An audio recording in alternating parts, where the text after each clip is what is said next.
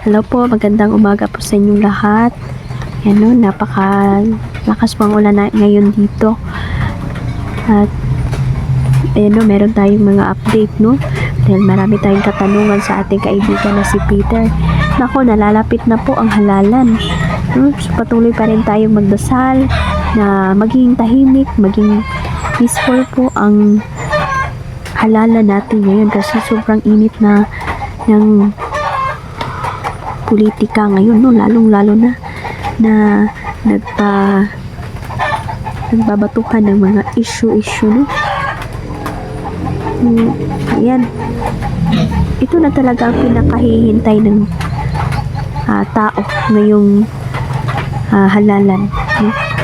Ang tao po ay babawi po ngayong May 12 no. Tahimik sila, di ba, kung napapansin nyo, parang ang ilan ay tumatahimik na kasi po dyan po sila babawi sa ngayong halalan, May 12 po.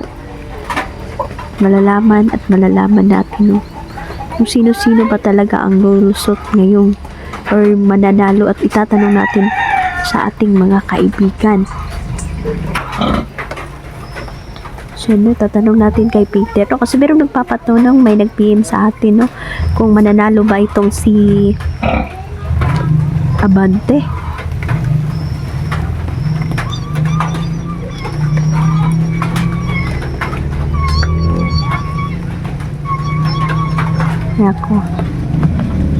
Nako, hindi na talaga hindi na talaga masisi no, ng mga tao kung hindi niya masisi yung mga tao kung buboto ba sa kanya o hindi. So, kayong butuhan si Abante po, tagilid po no. So, hindi ko lang sasabihin mananalo ba siya o hindi, pero sabi ni Peter, maglisod siya, mahirapan siya ngayong araw ng election no, dahil ang mga tao sa kanya, maraming mga tao na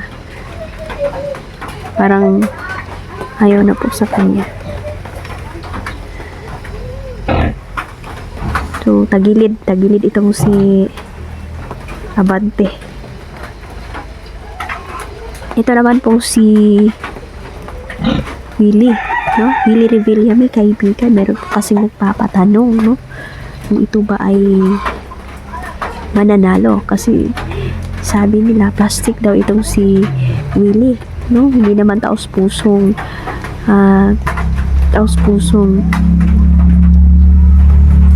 tumulong no, parang lumabas na yata yung kanyang pag-uugali. So ngayong halalan ay mapipili ba siya kaibigan? Isa ba siya na mapalat ngayong halalan?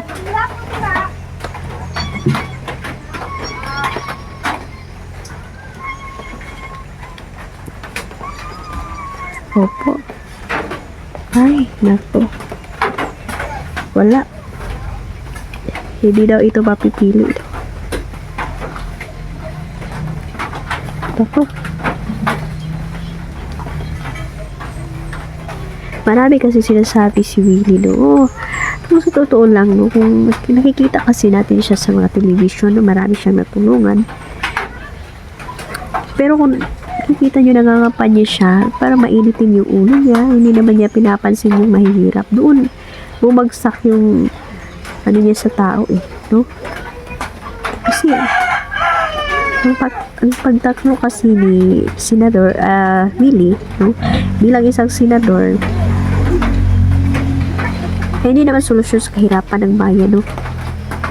Dahil ako nakikita ko po, hindi nga niya alam kung ano yung pork barrel, at wala pa po siyang plataforma no. Lagi na po niya sinasabi makakatulong siya sa mahihirap. Lahat naman talaga ng tumatakbo, yan ang sinasabi. Dahil kung talagang nasa puso niya ang pagtulong, pwede ka namang tumakbo bilang mayor. Kasi kung sa mayor, mas madaling malapitan yung mayor kaysa senador. Ako. Kaya nga, paano makakasiguro yung mahihirap na hindi tayo lulukuhin. dahil puro lang naman pangako yung lahat ng pag tumatakbo ngayon. Pag-ingat po tayo, no? Pag-ingat tayo. Pagkatapos ng magboto, sabi ni Peter, uwi agad sa bahay. Manood na lang na TV o makikibalita na lang, no? Huwag na lang maggala-gala, tama na. Kasi alam na natin nasa critical na tayo na sitwasyon ngayon. Yun po ang pinapaabot ni Peter na mag-ingat tayong lahat. No? Ayan, maraming salamat po, no? Shoutout po pala, no, si Ate Pitang, kumusta ka po dyan? Ate Imelda, Nanay Ivy, tsaka si Ate Shai, kumusta ka po? Mama Susan, kumusta? Kumusta ka dyan, ma? Mag-ingat ka. Tsaka kayong lahat dyan, no? Sa mga sumusuporta na walang sawa, Sir Del Magno, Sir Jin Kendo, kayong lahat na nandyan pa rin kayo, no? Simula hanggang dulo, nakarating tayo sa lahat ng misyon natin, no? Nandyan pa rin kayo. Salamat sa mga walang sawang sumuporta po. Maraming salamat. Ma'am Marlene Pastica, yan si kalimutan ko kasi nililista ko na lang, no, pero papasalamat ako sa inyo. Salamat sa suporta talaga ninyo, ha. Sir Jaime Añasco, Sir Hero Yamamoto, shoutout po. Si Ma'am Johnny, tsaka si Ate Danielga, Teta Elena Langli. Yan, maraming salamat. Si Ate Pitang, kumusta ka po, ate? Ingat kayong lahat ng mga OFW na nasa ibang bansa. Maraming salamat po sa inyo. Tsaka si Tita Dailin. Yan, kumusta, tita? Si Noel ngayon ay papahinga. Napakabait na bata, no? So, para matulungin, no? At kaya tinutulungan siya ng ating mga kaibigan dahil siya po ay mabait at may buutan po ba at isa din sa rason dahil nakakatulong talaga si Noel sa mga lakad ko, no? May makakasama na tayo. At susunod na pasukan po, ipapasok ko po siya, mag-aaral po siya kasi bata pa itong si Noel, nasa 13 years old pa po siya. Kailangan talaga niyang mag-aral para hindi pwedeng di siya makapag-aral kasi napakahirap ng buhay, lalo na kapag wala kang pinag-aralan, no?